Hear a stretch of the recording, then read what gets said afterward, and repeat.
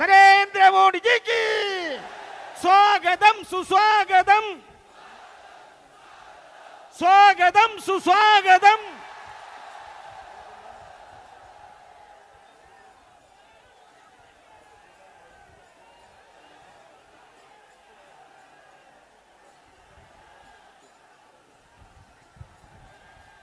നാം എല്ലാവരും കാത്തിരുന്ന നമ്മുടെ പ്രിയപ്പെട്ട ഇന്ത്യയുടെ പ്രധാനമന്ത്രി ശ്രീ നരേന്ദ്രമോദിജി എത്തിയിരിക്കുന്നു.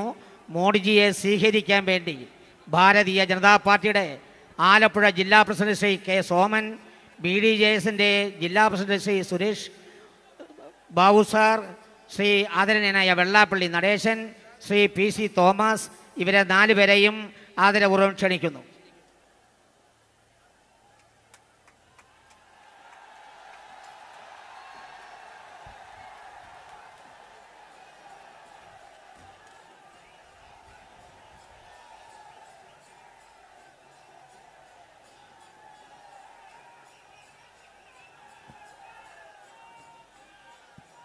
നമ്മുടെ ആദരണീയനായ പ്രധാനമന്ത്രിയെ BJPയുടെ ആദരണീയനായ സംസ്ഥാന ഉപാധ്യക്ഷൻ ശ്രീ PM വേലായുധൻ ഷാൾ അണിയിച്ച് സ്വീകരിക്കുന്നു.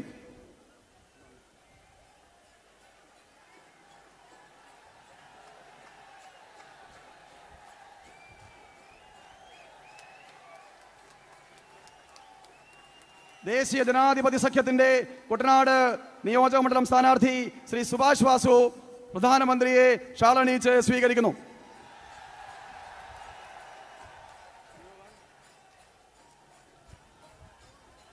പ്രിയമുള്ളവരെ, ഈ മഹാസമ്മേളനം ഐതിഹാസികമായി മാറുക നമ്മുടെ ആദരണീയനായ പ്രധാനമന്ത്രിയുടെ പ്രസംഗത്തോടെയായിരിക്കും. അദ്ദേഹത്തിന് അതിനേറെ സമയം നൽകേണ്ടതായിട്ടുണ്ട്. ഈ സമ്മേളനത്തെ സ്വാഗതം ചെയ്യുന്നതിന് വേണ്ടി ദേശീയ ജനാധിപത്യ സഖ്യത്തിന്റെ കുട്ടനാട് നിയോജക മണ്ഡലം സ്ഥാനാർത്ഥി ശ്രീ സുഭാഷ് വാസുവിനെ ആദരവോടെ ക്ഷണിച്ചുകൊള്ളുന്നു.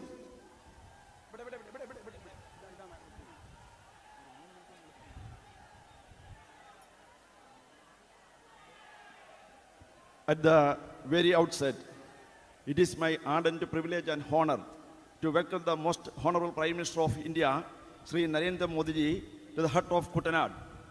I also welcome the Honorable Vellappalli Nadeshan ji and all other distinguished dignitaries on and off of the dais. I invite the kind attention of our Prime Minister that the 75% of the population of Kutanad lies below poverty line. And this part of the land is situated around 1.5 meter below the sea level, and hence the water around the contaminated and causes chronic health problem, which is one of their main concerns. The prime demand of the people of Kutanad is for the drinking water for the very existence of their life. The people of Kutanad are craving for drop of drinking water all along this year. The UDF and LDF government, those were in power for the last 16 years, have done nothing to address this grave problem of the people of Kutanad. In this situation, we request the Honorable Prime Minister to provide drinking water special package for the development of agriculture, health, sanitation, bio-toilet, and making Kutanad one of the world-class tourist destination, and also for the new education institutions.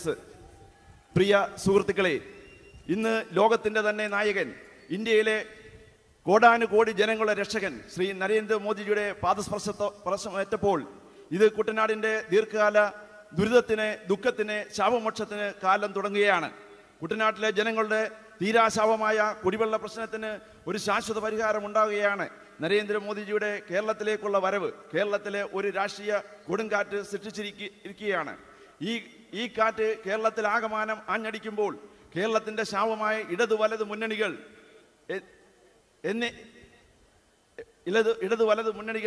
എന്നേക്കുമായി ഈ മണ്ണിൽ നിന്നും പറിച്ചെറിയപ്പെടും. 19-ാം തീയതി വോട്ടെണ്ണി കഴിയുമ്പോൾ കേരളത്തിൽ NDA മുന്നണി അധികാരത്തിൽ എത്തിച്ചേരും. അതിനോടൊപ്പം തന്നെ കുട്ടനാട്ടിലെ അമ്മമാരുടെ, സഹോദരിമാരുടെ ദീനരോധനങ്ങൾ, ആവശ്യങ്ങൾ കേരള നിയമസഭയിൽ മുഴങ്ങിക്കേൾക്കുവാൻ ഓരോ വോട്ടും ഗുണം ചിഹ്നത്തിൽ എനിക്ക് നൽകി വിജയിപ്പിക്കണമെന്ന് താഴ്മയെ അപേക്ഷിച്ചുകൊണ്ട് ഒരിക്കൽ കൂടി രാജ്യത്തിൻ്റെ രക്ഷകൻ ശ്രീ നരേന്ദ്രമോദിക്ക് നിങ്ങളുടെ ഓരോരുത്തരുടെയും പേരിൽ സ്വാഗതം ആശംസിച്ചു നിർത്തുന്നു. നന്ദി, നമസ്കാരം. With the permission of all of you, I request our Honorable Prime Minister of India, Narendra Modi ji, to inaugurate this August function, August Assembly.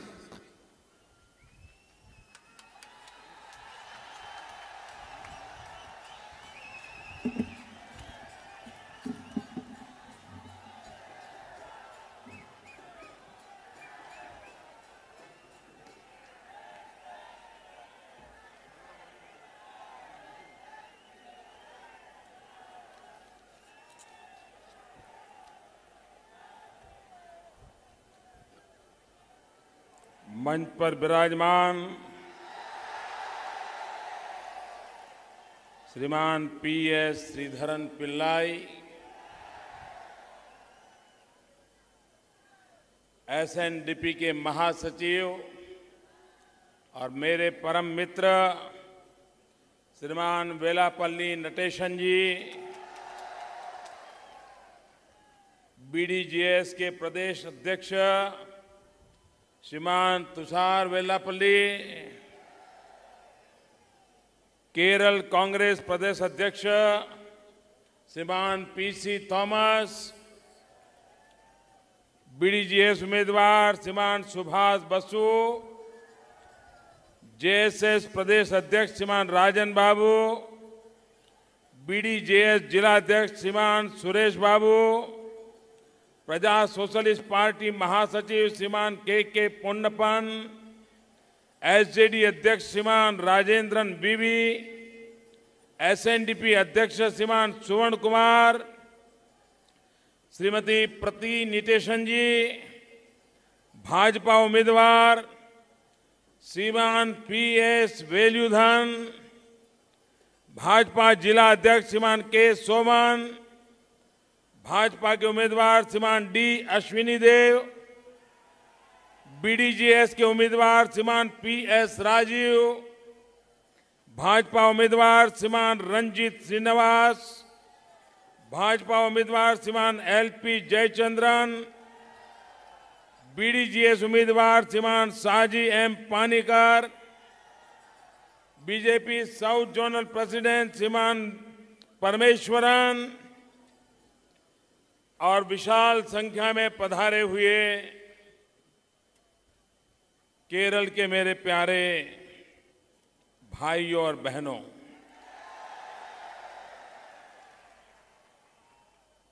ഈ മൈതാനത്ത് തടിച്ചുകൂടിയിരിക്കുന്ന കേരളത്തിലെ എൻ്റെ പ്രിയപ്പെട്ട സഹോദരി സഹോദരന്മാരെ, मैं हेलीकॉप्टर से देख रहा था कि जितने लोग मैदान में हैं उससे डबल लोग मैदान के बाहर हैं।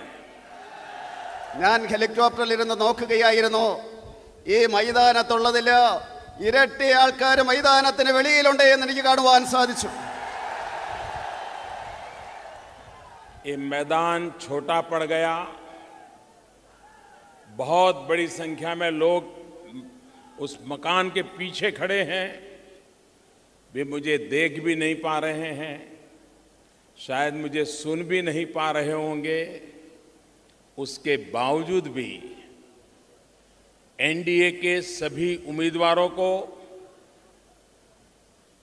आशीर्वाद देने के लिए आए, मुझे आशीर्वाद देने के लिए आए, और इसलिए मैं यहां आए सबका हृदय से आभार व्यक्त करता हूं।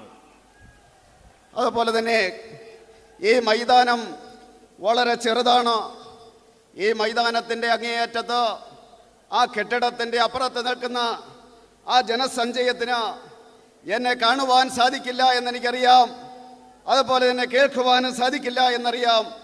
പക്ഷേ ഇത്രമാത്രം ആബാലവൃന്ദം ജനങ്ങൾ NDAയുടെ സ്ഥാനാർത്ഥികളെ ആശീർവദിക്കുന്നതിന് വേണ്ടി, എന്നെ ആശീർവദിക്കുന്നതിന് വേണ്ടി വന്ന നിങ്ങളോട് ഞാൻ ആദ്യമായിട്ട് നന്ദി രേഖപ്പെടുത്തുകയാണ്. भाइयों बहनों, जो लोग दिल्ली में रहते हैं उनको अंदाज नहीं होगा कि इस बार केरल के चुनाव ने कैसे रंग बदला है, कैसे रूप बदला है और केरल के लोगों ने अपने सपनों को पूरा करने के लिए कैसा संकल्प किया है, वो तो यहाँ आने के बाद ही पता चलता है. ഡൽഹിയിലിരിക്കുന്നവർക്ക് ഈ കേരളത്തിലെ രാഷ്ട്രീയത്തിൽ ഉണ്ടാകുന്ന നിറം മാറ്റത്തെ പറ്റി, രൂപമാറ്റത്തെ പറ്റി അവിടെ ഇരുന്നാല് മനസ്സിലാകില്ല. കേരളത്തിൽ വന്നു കഴിഞ്ഞ ഈ ജനസഞ്ചയത്തെ കണ്ടാൽ മാത്രമേ കേരളത്തിലെ ജനങ്ങള് ഈ തെരഞ്ഞെടുപ്പില് തങ്ങളുടെ സ്വപ്നം സാക്ഷാത്കരിക്കുവാൻ പോകുകയാണ് എന്ന്, അവരുടെ ലക്ഷ്യം സാധിക്കുവാൻ പോകുകയാണെന്ന് മനസ്സിലാകുകയുള്ളൂ. आजकल आप अगर कोई दिल्ली से जो टीवी चैनलें चलती हैं तो उसमें लगातार खबर आती है कि फलाना प्रदेश, फलाना इलाका, वहाँ पीने का पानी नहीं है, पीने के पानी की मुश्किल है, कई राज्यों की बातें आती है. लेकिन दिल्ली वालों को पता नहीं है कि केरल जैसे प्रदेश में ये ऐसी जगह है जहां आजादी के 70 साल हुए, चारों तरफ पानी है, लेकिन लोगों को पीने का पानी उपलब्ध नहीं है. ഡൽഹിയിലോ അനേകം ചാനലുകളിലോ ഈ രാജ്യത്തെ അനേകം സംസ്ഥാനങ്ങളിലെ ഗ്രാമങ്ങളില് കഥകൾ വരാറുണ്ട്. അവിടെയൊന്നും കുടിവെള്ളമില്ല, മറ്റൊരു സ്ഥലത്ത് കുടിവെള്ളമില്ല എന്നൊക്കെ പറഞ്ഞുകൊണ്ടുള്ള വാർത്തകൾ വരാറുണ്ട്. പക്ഷേ ആ ഡൽഹിയിലിരിക്കുന്നവർക്ക് ഈ കേരള സംസ്ഥാനത്ത് ഇങ്ങനെയൊരു സ്ഥലമുണ്ട്. 70 വർഷം നമ്മൾ സ്വാതന്ത്ര്യം കിട്ടിയതിന് ശേഷം ഈ പ്രദേശത്തെ മുഴുവൻ വെള്ളത്താൽ ചുറ്റപ്പെട്ട് കിടക്കുകയാണ്. പക്ഷേ കുടിക്കുവാൻ വെള്ളമില്ലാത്ത ഒരു സ്ഥലം ഉണ്ട് എന്നുള്ളത് അവർക്കറിയാൻ വയ്യാതിരിക്കുകയാണ്. आजादी के 70 साल होंगे अगले साल, और यहां पर कांग्रेस ने और कम्युनिस्टों ने लगातार राज किया है, लेकिन आपको पीने का पानी पहुंचाने की उनको चिंता तक नहीं है. ഈ സ്വാതന്ത്ര്യത്തിന്റെ 70 വർഷം കഴിഞ്ഞിട്ട് ഈ കേരളത്തിലെ കോൺഗ്രസ്സുകാരും കമ്മ്യൂണിസ്റ്റുകാരും മാറി മാറി ഭരിച്ചു. ഈ 70 വർഷം കഴിഞ്ഞിട്ടും അവർ കുടിക്കുവാനുള്ള വെള്ളം ജനങ്ങൾക്ക് കൊടുക്കുവാൻ അവർക്ക് കഴിഞ്ഞില്ല എന്നുള്ളത് ലജ്ജാകരമാണ്. जो लोग 70 साल तक आपको पीने का पानी नहीं दे पाए, क्या उनको चुनाव में वोट देना चाहिए? 70 വർഷ കാലഘട്ടമായിട്ട് നിങ്ങൾക്ക് കുടിവെള്ളം തരാത്തവർക്ക് ഈ തെരഞ്ഞെടുപ്പില് വോട്ട് കൊടുക്കേണ്ടതുണ്ടോ? मैं आपसे जवाब चाहता हूं. നിങ്ങളുടെ മറുപടി കേൾക്കുവാൻ ആഗ്രഹിക്കുന്നു. ऐसे लोगों को सजा करनी चाहिए कि नहीं करनी चाहिए? അങ്ങനെയുള്ളവർക്ക് ശിക്ഷ കൊടുക്കുവാനുള്ള അവസരമാണിത്. ऐसे सबके सबको पराजित करके घर भेजना चाहिए कि नहीं भेजना चाहिए? അവരെ എല്ലാം പരാജയപ്പെടുത്തിട്ട് അവരുടെ വീട്ടിലേക്ക് അവരെ ഓടിക്കേണ്ടിയിരിക്കുന്നു. आप लोगों ने हर 5 साल के बाद सरकार तो बदली, लेकिन आपका भविष्य नहीं बदला. 5 വർഷത്തിന് ശേഷം നിങ്ങൾ ഇവിടെ സർക്കാരുകളെ മാറി മാറി പ്രതിഷ്ഠിച്ചു കൊണ്ടിരിക്കുകയാണ്. പക്ഷേ നിങ്ങളുടെ ജീവിതത്തിന്റെ അവസ്ഥ ഇതുവരെയും മാറിയിട്ടില്ല. आप तय करिए कि आपको सिर्फ सरकार बदलनी है कि आपका भविष्य बदलना है.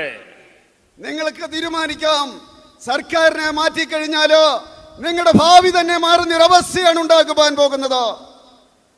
जब तक आप इन दोनों को बारी बारी से बिठाते रहोगे, वे कभी आपकी परवाह नहीं करेंगे. നിങ്ങൾ ഈ രണ്ടു കൂട്ടരെയും ഇങ്ങനെ മാറി മാറി പ്രതീക്ഷിച്ചുകൊണ്ടിരിക്കുകയാണെങ്കിലോ തീർച്ചയായിട്ടും നിങ്ങളുടെ ആഗ്രഹത്തിനനുസരിച്ച് അവർ പ്രവർത്തിക്കില്ല എന്ന് പറയുവാൻ ആഗ്രഹിക്കുകയാണ്. एक बार कांग्रेस और मार्क्सिस्ट कम्युनिस्ट दोनों को घर भेजोगे तब उनको समझ आएगा कि सरकार लोगों के लिए होती है। ഒരു പ്രാവശ്യം ഈ കോൺഗ്രസ്സുകാരെയും കമ്മ്യൂണിസ്റ്റുകാരെയും വീട്ടിലിരുത്തുവാൻ നമ്മൾ തയ്യാറാകുകയാണ് എങ്കിൽ അവർക്ക് മനസ്സിലാകും സർക്കാർ എന്ന് പറയുന്നത് ജനങ്ങൾക്ക് വേണ്ടിയാണെന്ന്. आपने देखा होगा संगीत में एक जुगलबंदी होती है, जुगलबंदी। कोई फ्लूट बजाता है तो दूसरा तबले पे ताल देता है, एक वाद्य बजाता है तो दूसरा बजाता है। ये केरल में कम्युनिस्टों की और कांग्रेस की करप्शन करने के लिए बड़ी गजब की जुगलबंदी है। നിങ്ങൾ സംഗീതത്തില് ജുഗൽബന്ദി കണ്ടിട്ടുണ്ട്. ഒരു കൂട്ടര് ഫ്ലൂട്ട് വായിക്കുമ്പോൾ മറ്റൊരു കൂട്ടര് തബലയടിക്കുന്നത് കാണുവാൻ സാധിക്കും. കേരളത്തെ സംബന്ധിച്ചിടത്തോളം ഈ കോൺഗ്രസ്സുകാരുടെയും കമ്മ്യൂണിസ്റ്റുകാരുടെയും അഴിമതി എന്ന് പറയുന്നത് അവരുടെ ജുഗൽബന്ദിയാണ് എന്ന് പറയുവാൻ ഞാൻ ആഗ്രഹിക്കുകയാണ്. इन दोनों ने तय किया है कि 5 साल हम भोगेंगे, फिर 5 साल तुम मजा लेना, फिर 5 साल हम मजा लेंगे, फिर 5 साल तुम मजा लेना। न तुम्हारे पाप मैं देखूंगा, न मेरे पाप तुम देखोगे, न तुम्हारी फाइल मैं खोलूंगा, न मेरी फाइल तुम खोलोगे, न मैं तुम्हें जेल भेजूंगा, न तुम मुझे जेल में भेजोगे। हम दोनों 5-5 साल भागीदारी करके ये लूटते रहेंगे, केरल को बर्बाद करते रहेंगे। അവർ രണ്ടു കൂട്ടരും ഇങ്ങനെ 5 വർഷം ഭരിച്ചുകൊണ്ട് മുന്നേറുന്ന അവസരത്തില് അവർ ചെയ്യുന്നത് എന്താണ്? നിങ്ങൾ 2 വർഷം ഭരിച്ചോ എന്ന് 5 വർഷം ഭരിച്ചോ എന്ന് ഒരു കൂട്ടര് പറയും. അതിനുശേഷം ഞങ്ങൾ ഭരിച്ചോളാം, അതിനുശേഷം നിങ്ങൾ ആസ്വദിക്കുക, അതിനുശേഷം ഞങ്ങൾ സുഖിക്കാം. അങ്ങനെ നിങ്ങളുടെ പാവങ്ങളെ ഞങ്ങൾ തൊടില്ല, ഞങ്ങളുടെ പാവങ്ങളെ നിങ്ങൾ തൊടണ്ട, ഞങ്ങളുടെ അഴിമതിയെ നിങ്ങൾ തൊടണ്ട, ഞങ്ങളെ നിങ്ങൾ ജയിലിൽ അയക്കരുത്, നിങ്ങളെ ഞങ്ങൾ ജയിലിൽ അയക്കില്ല എന്ന് പറഞ്ഞുകൊണ്ട് 2 കൂട്ടരും കൂടെ അങ്ങനെ കൂടിക്കൊണ്ട് ഈ നാട്ടിലെ ജനങ്ങളെ കബളിപ്പിക്കുകയാണ് കേരളത്തിൽ ചെയ്യുന്നത്. कांग्रेस भ्रष्टाचार करने का अपना स्वभाव नहीं छोड़ती और कम्युनिस्ट हिंसा करने का अपना स्वभाव नहीं छोड़ते हैं।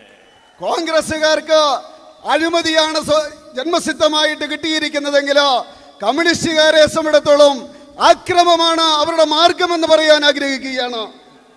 और इस देश की जनता को भ्रष्टाचार के प्रति इतना गुस्सा है, इतना गुस्सा है। एक जमाना था राजीव गांधी 400 से भी ज्यादा सीटें लेकर के पार्लियामेंट में जीत करके आए थे, और इस चुनाव में आपने देखा 400 में से जनता ने उनको 40 पर ला करके खड़ा कर दिया, 40 पे खड़ा कर दिया। അഴിമതിയെ സംബന്ധിച്ചിടത്തോളം ഭാരതത്തിലെ ജനങ്ങളുടെ മനോഭാവം എന്താണെന്ന് നമുക്ക് മനസ്സിലാക്കുവാൻ സാധിക്കും. ഒരു കാലഘട്ടത്തില് രാജീവ് ഗാന്ധി 400-ലേറെ സീറ്റുകൾ നേടിക്കൊണ്ട് പാർലമെന്റിൽ ചെന്നിട്ട് ഈ രാജ്യം ഭരിച്ചതാണ്. കഴിഞ്ഞ തിരഞ്ഞെടുപ്പിൽ നമുക്ക് കാണുവാൻ സാധിച്ചു ആ 400-ൽ നിന്നും 40-ലേക്കായിട്ട് കോൺഗ്രസ് ചുരുങ്ങിയിരിക്കുന്നത് നമുക്ക് കാണുവാൻ സാധിക്കും. राजीव गांधी कहते थे कि दिल्ली से 1 रुपया निकलता है तो केरल के गांव में जाते जाते 15 पैसा हो जाता है। ये 85 पैसा कौन पंजा चुरा लेता था, कौन पंजा चुरा लेता था। രാജീവ് ഗാന്ധി പറയാറുണ്ടായിരുന്നു, ഡൽഹിയിൽ നിന്നും 1 രൂപ അയക്കുകയാണെങ്കിൽ കേരളത്തിലെ ഗ്രാമത്തിലേക്ക് അയക്കുകയാണെങ്കിൽ അത് കേരളത്തിൽ എത്തിച്ചേരുന്നത് 15 പൈസ മാത്രമായിരിക്കും. ഞാൻ ചോദിക്കുവാൻ ആഗ്രഹിക്കുകയാണ്, ഈ 55 പൈസ ആരാണ് വിഴുങ്ങിക്കൊണ്ടിരുന്നത്, ആരാണ് വിഴുങ്ങിക്കൊണ്ടിരുന്നത് എന്ന് ഞാൻ ചോദിക്കുവാൻ ആഗ്രഹിക്കുകയാണ്. और इसलिए मेरे भाइयों बहनों, दिल्ली में कितनी ही योजनाएं क्यों न बने, कितने ही रुपए भेजे क्यों न जाएं, लेकिन ये जो बीच में चोरी करने की दुकानें बंद नहीं होगी तो ये रुपया दिल्ली से निकलेगा लेकिन गरीब के घर तक नहीं पहुंचेगा। और इसलिए यहां भी केरल में भ्रष्टाचार करने वाले, गरीबों का हक छीनने वाले, पैसे चुराने वाले, ऐसे सब लोगों को हमेशा हमेशा के लिए विदाई देने का ये चुनाव है। സഹോദരി സഹോദരന്മാരെ, ഞാൻ പറയുവാൻ ആഗ്രഹിക്കുന്നു, ആ ഡൽഹിയിൽ നിന്ന് എത്രമാത്രം പദ്ധതികൾ ഉണ്ടായാലും എത്രമാത്രം രൂപ എങ്ങോട്ട് അയച്ചാലും ഇങ്ങോട്ട് വരുന്ന വഴിയിൽ ആ പണം തട്ടിപ്പറിക്കുന്നതിന് വേണ്ടി ഇരിക്കുന്ന കള്ളന്മാരെ ശരിയാക്കിയില്ല എങ്കിലോ ആ പണം ദരിദ്രരുടെ അടുത്തെത്തില്ല, അവന്റെ ദാരിദ്ര്യം ഇല്ലാതാക്കുവാൻ സാധിക്കില്ല. അതുകൊണ്ട് ഞാൻ പറയുവാൻ ആഗ്രഹിക്കുകയാണ്, ആ അഴിമതി ഇല്ലാതാക്കിയെങ്കിൽ മാത്രമേ, അതുപോലെ തന്നെ ദരിദ്രരുടെ പ്രശ്നങ്ങൾ പരിഹരിക്കണമെങ്കിലോ ഈ അഴിമതിക്കാർക്ക് എന്നേക്കുമായിട്ട് വിട പറയണം അവരെ എന്നാണ് എനിക്ക് പറയുവാനുള്ളത്. दिल्ली में जो कांग्रेस की सरकार थी उसने कोयले में रुपये खाए, 2G में खाए, 3G में खाए, न जाने कितने कितने G में खाए, रुपये ही खाते रहे. കോൺഗ്രസിന്റെ ഭരണകാലഘട്ടത്തിലോ ഡൽഹിയിൽ അവർ കൽക്കരിയുടെ ആ അഴിമതിയിലൂടെ തിന്നു, 2Gയുടെ പണം തിന്നു, 3Gയുടെ പണം തിന്നു. എനിക്കറിയില്ല എത്രമാത്രം ജിയുടെ പണം, ജികളുടെ പണം അവര് തിന്നു എന്നറിയത്തില്ല. ഒരു കാര്യം അറിയാം, രൂപയാണത് അവർ തിന്നുകൊണ്ടിരുന്നത് ആ കാലഘട്ടത്തില്. केरल सरकार में तो उनसे भी बड़े बड़े दिग्गज बैठे हैं. उन्होंने तो कोयले में से खाया था, 2G में से खाया था, इन्होंने तो सोलार में से भी खा लिया, सूरज में से भी खा लिया. കേരളത്തിൽ അവരെ കഴിഞ്ഞ വിദഗ്ധരായിട്ടുള്ളവരാണ് ഇവിടെ ഭരിക്കുന്നത്. ഡൽഹിയിലിരുന്നുകൊണ്ട് കൽക്കരിയാണ് തിന്നതെങ്കിലോ അതുപോലെ തന്നെ 2G ആണ് തിന്നതെങ്കിലോ കേരളത്തിലിരിക്കുന്ന ഭരണാധികാരികള് സോളാറിനെ പിടിച്ചുകൊണ്ടാണ് അഴിമതി കാണിക്കുന്നത്. നാണമില്ലേ എന്ന് ചോദിക്കുകയാണ്.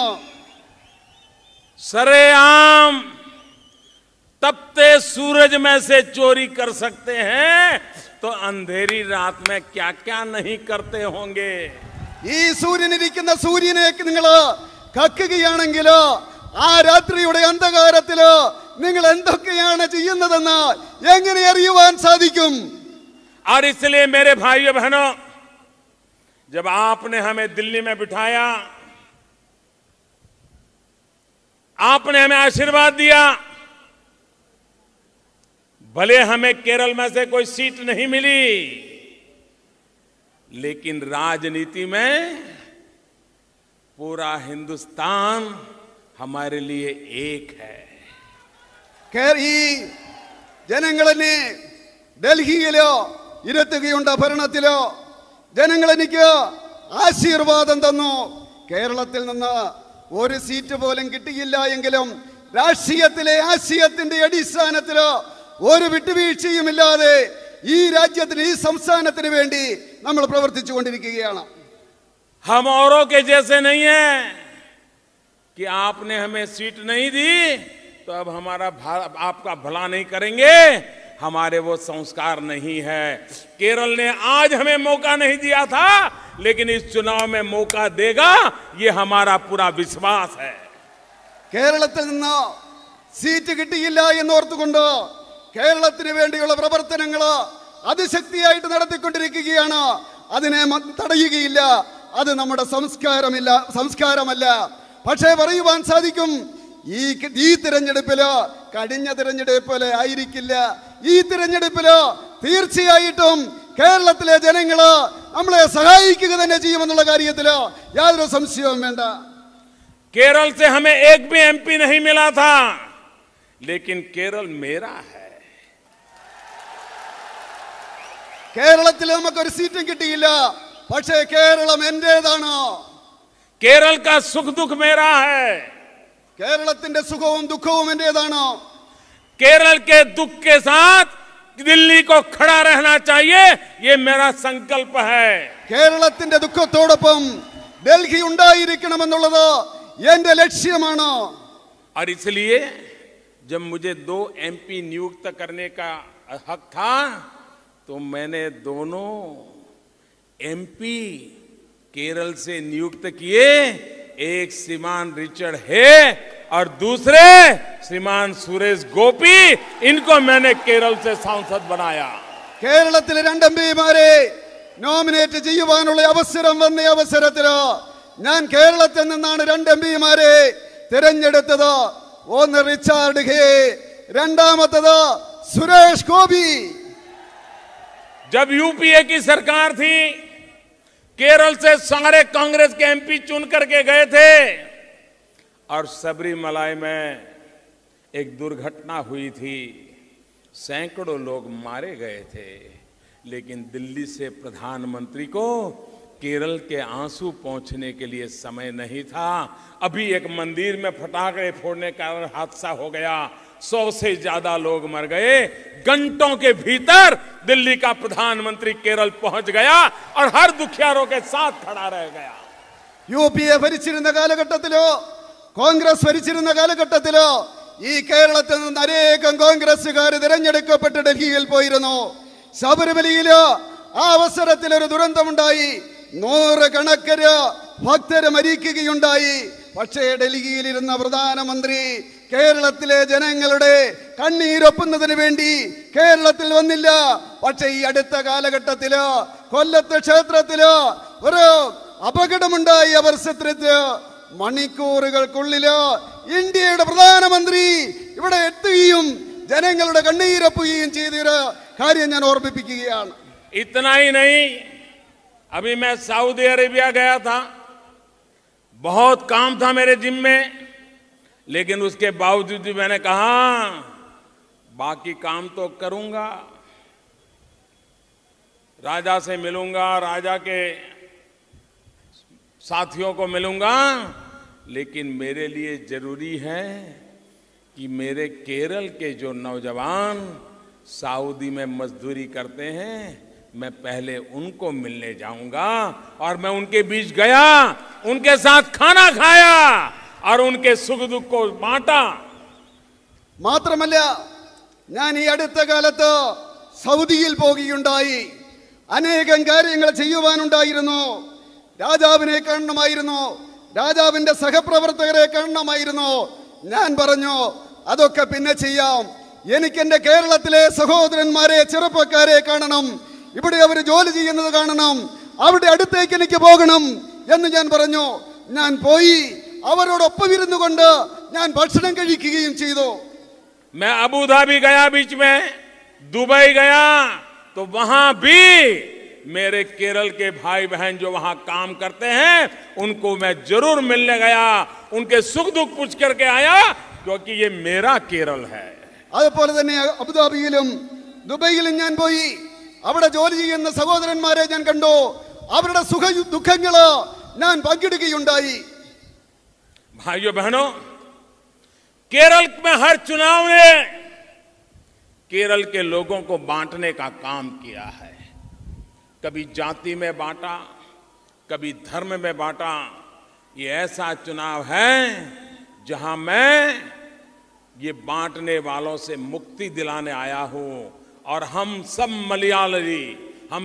मलयाली इस भाव से इस चुनाव में लड़े और इस भाव से केरल में सरकार बनाए. കേരളത്തിലെ തെരഞ്ഞെടുപ്പ് കാലഘട്ടത്തിലോ ഇവിടുത്തെ മുന്നണികൾ ചെയ്യുന്നത് ഈ നാട്ടിലെ ജനങ്ങളെ വിഭജിക്കുകയാണ്. ജാതിയുടെ അടിസ്ഥാനത്തിലോ മതത്തിന്റെ അടിസ്ഥാനത്തിലോ ജനങ്ങളെ വിഭജിച്ചുകൊണ്ട് വോട്ട് നേടാനാണ് ശ്രമിക്കുന്നത്. പക്ഷേ ഈ തെരഞ്ഞെടുപ്പിൽ ഞാൻ പറയുവാൻ ആഗ്രഹിക്കുകയാണ്, അങ്ങനെയുള്ള തെറ്റുകളിൽ നിന്ന് മുക്തമാകേണ്ടിയിരിക്കുന്നു. നമ്മളെല്ലാവരും മലയാളികളാണ്. ഒറ്റക്കെട്ടായിട്ട് മലയാളികളായിട്ട് നിന്നുകൊണ്ട് ഈ തെരഞ്ഞെടുപ്പില് മാറ്റം വരുത്തണം, നമ്മുടേതായിട്ടുള്ള സർക്കാർ വരണം. അതാണ് എൻ്റെ ആഗ്രഹം. कोई चर्च में जाता होगा, कोई मस्जिद में जाता होगा, कोई मंदिर में जाता होगा, लेकिन हम सब इस केरल की धरती के मलयाली हैं. इस भाव से चुनाव में एक बन करके काम करे. देखिए केरल का भाग्य बदलता है कि नहीं बदलता है. ചിലര് പള്ളിയിൽ പോകുന്നുണ്ടാകും, ചിലര് മസ്ജിദിൽ പോകുന്നുണ്ടാകും, ചിലർ ക്ഷേത്രങ്ങളിൽ പോകുന്നുണ്ടാകും. പക്ഷേ എല്ലാവരും സഹോദരന്മാരാണ്, ഒരേ ഒരു മലയാളിയാണ്. ആ മലയാളിയുടെ അടിസ്ഥാനത്തില് ഒറ്റക്കെട്ടായിട്ട് നിന്നുകൊണ്ട് ഈ സംസ്ഥാനത്തിന്റെ ഭാവിയെ മാറ്റിമറിക്കാൻ വേണ്ടി ഒറ്റക്കെട്ടായിട്ട് നിന്നുകൊണ്ട് അതിനുവേണ്ടിയുള്ള പ്രവർത്തനം നടത്തണമെന്നാണ് എനിക്ക് പറയുവാനുള്ളത്. भाइयों बहनों,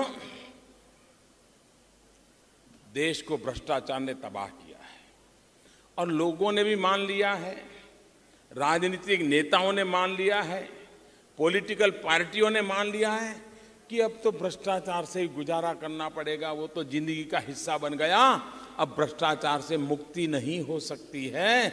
ऐसी एक निराशा का माहौल इन सभी दलों ने बनाया हुआ है।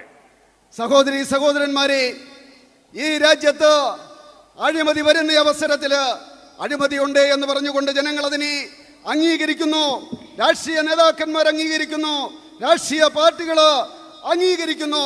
ഈ അഴിമതിയിൽ നിന്ന് നമുക്ക് മുക്തമാകാൻ സാധ്യമല്ല എന്ന് പറയുന്നു. അങ്ങനെ ഒരു നിരാശയുടേതായിട്ടുള്ള അന്തരീക്ഷം ഉണ്ടാക്കി തീർക്കുകയാണ് ഇവർ ചെയ്തത്. भाइयों बहनों, मैं आपको बताता हूं, 2 साल हो गए दिल्ली में मुझे।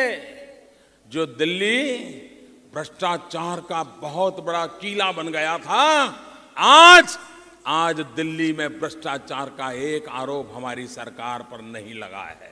സഹോദരി സഹോദരന്മാരെ, ഡൽഹിയിൽ നമ്മുടെ സർക്കാർ ഉണ്ടായിട്ട് 2 വർഷം കഴിഞ്ഞിരിക്കുന്നു. അതിനു മുമ്പ് ഡൽഹി എന്ന് പറയുന്നത് അഴിമതിയുടെ കേന്ദ്രമായിരുന്നു. ഇന്ന് ഈ സർക്കാരിനെതിരെ ആരും അഴിമതിയുടേതായിട്ടുള്ള ഒരാരോപണം പോലും ഉന്നയിക്കുവാൻ തയ്യാറായിട്ടില്ല എന്ന് പറയുവാൻ ഞാൻ ആഗ്രഹിക്കുകയാണ്. आप देखिए, हमारे देश में गैस का कनेक्शन, घर में रसोई गैस चाहिए चूल्हा चलाने के, खाना पकाने के लिए किचन में, वो रसोई गैस लेने के लिए भी भ्रष्टाचार करना पड़ता था। നിങ്ങൾ നോക്കൂ, നമ്മുടെ അടുക്കളകളിൽ ആ ഗ്യാസ് കണക്ഷൻ കൊടുക്കുന്നതിന് വേണ്ടി അടുക്കളയിൽ നമുക്ക് ഭക്ഷണം ഉണ്ടാക്കുന്നതിന് അങ്ങനെ ഗ്യാസ് കണക്ഷൻ കൊടുക്കുന്നതിന് അഴിമതി ചെയ്തുകൊണ്ടിരുന്നവരാണ് ഇവര്. एक जमाना था पार्लियामेंट के मेंबर को, एमपी को 25 कूपन मिलता था गैस के लिए, और वो लोगों को गैस का कूपन देता था, और अपने इलाके में 25 लोगों को अगर गैस दिलाता था तो बहुत बड़ा काम माना जाता था। और कुछ एमपी तो काले बाजारी में गैस की कूपन बेचते थे, ऐसी खबरें अखबारों में छपती थी। ഒരു കാലഘട്ടമുണ്ടായിരുന്നു, നമ്മുടെ പാർലമെന്റിലെ അംഗങ്ങൾക്ക് ഈ ഗ്യാസ് കണക്ഷൻ 25 ഗ്യാസ് കണക്ഷൻ കൊടുക്കുവാനുള്ള അവസരമുണ്ടായിരുന്നു. എംപിമാർക്കെന്ന് കൂപ്പൺ കൊടുക്കുമായിരുന്നു. അവരുടെ പ്രദേശങ്ങളിൽ അങ്ങനെ ആൾക്കാർക്ക് കൊടുക്കുവാൻ വേണ്ടിയായിരുന്നു. ആ കാലഘട്ടത്തിൽ ഈ കരിഞ്ചന്തയിൽ നിന്ന് എംപിമാരുടെ ഈ കൂപ്പൺ കിട്ടിക്കൊണ്ടിരുന്ന ഒരു കാലഘട്ടമുണ്ടായിരുന്നു. मैंने तय किया कि जो मेरी माताएं बहनें रसोई गैस के लिए अगर उनको इतना भ्रष्टाचार करना पड़ता है, मैं इसको खत्म करके रहूंगा। और भाइयों बहनों, हमने सब्सिडी सीधी खाते में जमा कराना शुरू कर दिया, और जब सीधी खाते में जमा कराना शुरू किया तो करोड़ों करोड़ों लोग ऐसे मिले जिनका कोई अता पता ही नहीं था, लेकिन गैस का सिलेंडर के नाम पर सब्सिडी जाती थी। हर वर्ष 21,000 करोड़ रुपीस, 21,000 करोड़ रुपये सरकार की तिजोरी से सिर्फ गैस के काम में चोरी होता था। आज भाइयों बहनों, बैंक के अकाउंट में डायरेक्ट जमा करने के कारण सारी चोरी बंद हो गई, भ्रष्टाचार गया। അതേപോലെ തന്നെ നമ്മൾ തീരുമാനിച്ചു, ഈ ഗ്യാസിന്റെ കാര്യത്തിൽ, അടുക്കളയിലെ ഗ്യാസിന്റെ കാര്യത്തിൽ അഴിമതി അവസാനിപ്പിക്കണമെന്ന് നമ്മൾ തീരുമാനിച്ചു. അതുകൊണ്ട് സബ്സിഡി കൊടുക്കുന്നത് അത് നേരിട്ട് ബാങ്ക് അക്കൗണ്ടിലേക്ക് കൊടുക്കുവാൻ വേണ്ടി നമ്മൾ തീരുമാനിച്ചു. അങ്ങനെ തീരുമാനിച്ച അവസരത്തിൽ കോടിക്കണക്കിന് കണക്ഷനുകൾ എവിടെ അപ്രത്യക്ഷമായെന്നറിയില്ല, അനേകം കണക്ഷനുകൾ വ്യാജമായിരുന്നു. സർക്കാരിന്റെ ഖജനാവിലേക്ക് വരേണ്ടിയിരുന്ന 21 കോടി രൂപയുടെ കുറവായിരുന്നു ഉണ്ടായിരുന്നത്. ഈ സർക്കാർ വന്നതിന് ശേഷം അങ്ങനെ ഒരു പൈസ പോലും നഷ്ടപ്പെടുന്നില്ല. കാരണം ബാങ്ക് അക്കൗണ്ടിലേക്കാണ് പണം കൊടുക്കുന്നത്, സബ്സിഡി കൊടുക്കുന്നത്.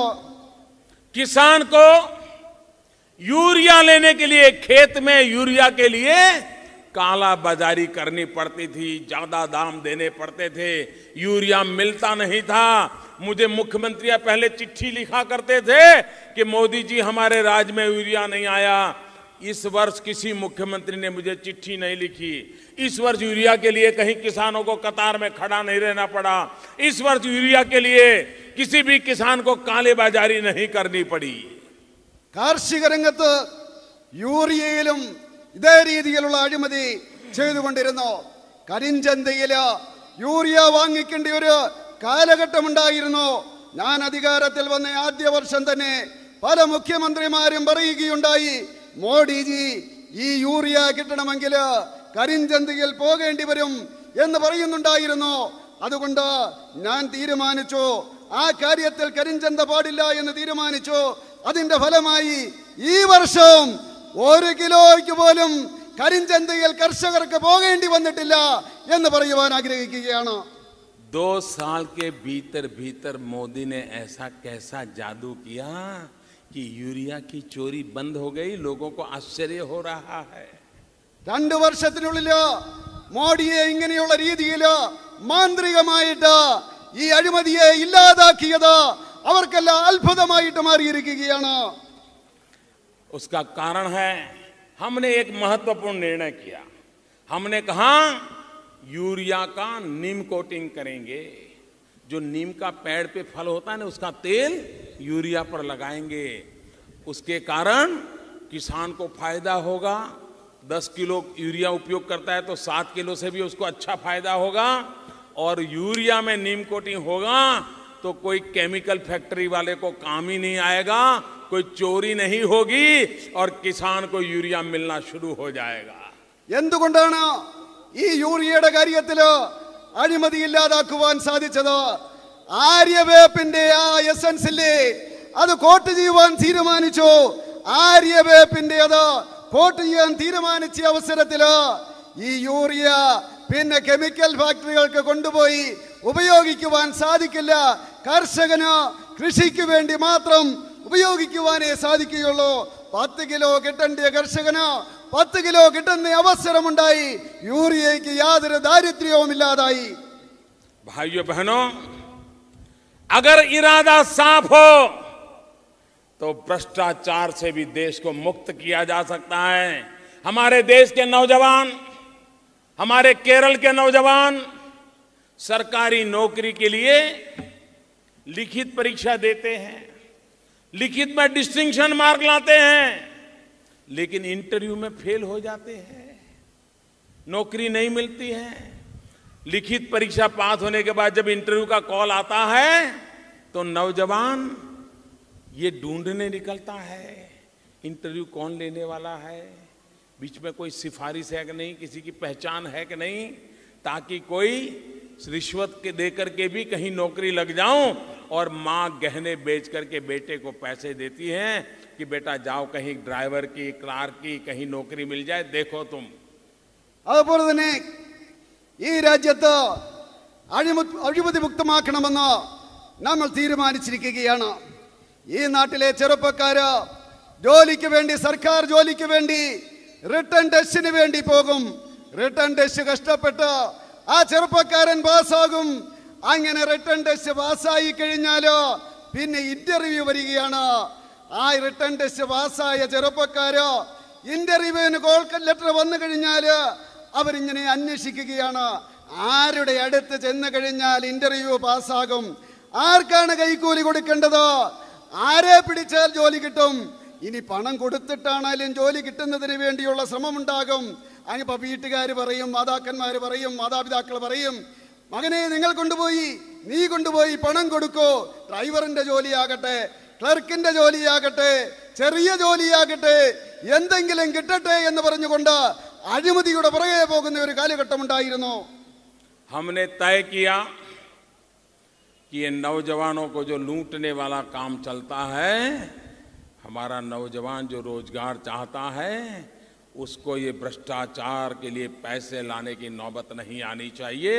और इसलिए हमने निर्णय कर दिया दिल्ली सरकार में, तीसरे और चौथे वर्ग में जो लिखित परीक्षा में मार्क होंगे उसी के आधार पर उसको नौकरी दी जाएगी. इंटरव्यू लेना ही बंद कर दिया, इसलिए भ्रष्टाचार के दरवाजे भी बंद हो गए. നമ്മൾ തീരുമാനിച്ചു, ഇങ്ങനെ റിട്ടേൺ ടെസ്റ്റ് എഴുതിയിട്ട് പാസ്സാകുന്ന ചെറുപ്പക്കാര് ഇന്റർവ്യൂവിന് വേണ്ടി അന്വേഷിച്ചുകൊണ്ട് അഴിമതിയുടെ പൈസ കൊടുത്തുകൊണ്ട് അങ്ങനെ അന്വേഷിച്ച് നടക്കുന്ന അവസ്ഥ അവസാനിപ്പിക്കണമെന്ന് നമ്മൾ തീരുമാനിച്ചു. നമ്മുടെ 3ാം ക്ലാസ്സും അതുപോലെ തന്നെ 4ാം ക്ലാസ്സും ജോലികളിലോ ഈ റിട്ടൺ ടെസ്റ്റ് പാസ്സാകുന്ന ചെറുപ്പക്കാർക്ക് ഇന്റർവ്യൂ ഇല്ലാതെ ജോലി കൊടുക്കുവാൻ നമ്മുടെ സർക്കാർ തീരുമാനിച്ചു. അങ്ങനെ അഴിമതി ഇല്ലാതായി. भाइयों बहनों, विकास करना है तो देश को भ्रष्टाचार से पहले मुक्ति दिलानी होगी और दूसरी तरफ चारों तरफ विकास करना होगा। मेरी सरकार का एक ही मंत्र है, विकास विकास और विकास। मेरी सरकार का एक ही मंत्र है, सबका साथ सबका विकास. സഹോദരി സഹോദരന്മാരെ, ഈ രാജ്യത്ത് വികസനം ഉണ്ടാകണമെങ്കിലോ അഴിമതി ഇല്ലാതാകണം. 4 വശത്തും അഴിമതിയാണ് എങ്കിലോ ഈ വികസനം ഉണ്ടാവില്ല. അതുകൊണ്ട് നമ്മൾ തീരുമാനിച്ചു, അഴിമതി ഇല്ലാതാക്കിക്കൊണ്ട് വികസനത്തിന് വേണ്ടി മാത്രം നിലകൊള്ളുന്ന സർക്കാരാണ് എന്ന് നമ്മൾ തീരുമാനിച്ചു. നമ്മുടെ മുദ്രാവാക്യം എന്ന് പറയുന്നത് എല്ലാവരോടുമൊപ്പം എല്ലാവരുടെയും വികസനം എന്നാണ് നമ്മുടെ മുദ്രാവാക്യം. और इसलिए मेरे भाइयों बहनों, भारतीय जनता पार्टी और एनडीए के हमारे सभी साथी, केरल के विकास के लिए हम आपसे वोट मांगने आए हैं. हम केरल को एक नई ऊंचाइयों पर ले जाने के लिए आपसे वोट मांगने आए हैं. और इसलिए मैं आपसे आग्रह करता हूं कि इन दोनों लोगों ने बहुत लूट लिया है. अब केरल के भविष्य को बनाने के लिए भारतीय जनता पार्टी और एनडीए के साथियों को विजयी बनाइए. ये मैं आपको प्रार्थना करने आया हूं. സഹോദരി സഹോദരന്മാരെ, ബിജെപിയുടെയും അതുപോലെ തന്നെ എൻഡിഎയുടെയും സ്ഥാനാർത്ഥികളെ വിജയിപ്പിക്കുന്നതിന് വേണ്ടി നിങ്ങളോട് അപേക്ഷിക്കുവാൻ വേണ്ടിയാണ് ഞാൻ വന്നത്. ഈ കേരളത്തെ പല മടങ്ങ് ഉന്നതിയിലേക്ക് നയിക്കുന്നതിന് വേണ്ടി നിങ്ങളോട് അപേക്ഷിക്കുന്നതിന് വേണ്ടിയാണ് വന്നത്. ഈ 2 കൂട്ടരും ഈ കേരളത്തെ കൊള്ളയടിക്കുന്നത് അവസാനിപ്പിക്കുന്നതിന് വേണ്ടി, നമ്മുടെ കേരളത്തിന്റെ ഭാവി ശോഭനമാക്കുന്നതിന് വേണ്ടി എൻഡിഎ ബിജെപി സ്ഥാനാർത്ഥികളെ വിജയിപ്പിക്കണമെന്ന് ഞാൻ അഭ്യർത്ഥിക്കുകയാണ്. समृद्ध केरलम, सुरक्षित केरलम, स्वच्छ केरलम, विकसित केरलम, अरिमति रहित केरलम तिनेवंडी निंगल उड़े वोट एनडीए नलक्की साही कुका संपूर्ण माटतिल वेंडी एनडीए के वोट ए चुका. नमक्कु वेंडी नलेक्कु वेंडी नमुक्कु ओन्नीचु निंगाम एनडीए को ओप्पम. बहुत बहुत धन्यवाद.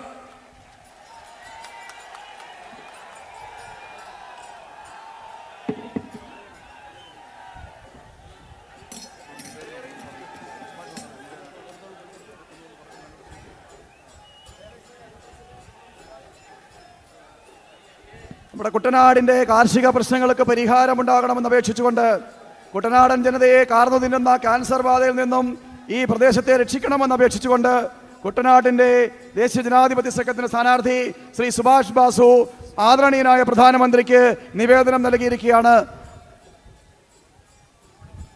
S N board member രചിച്ചിട്ടുള്ള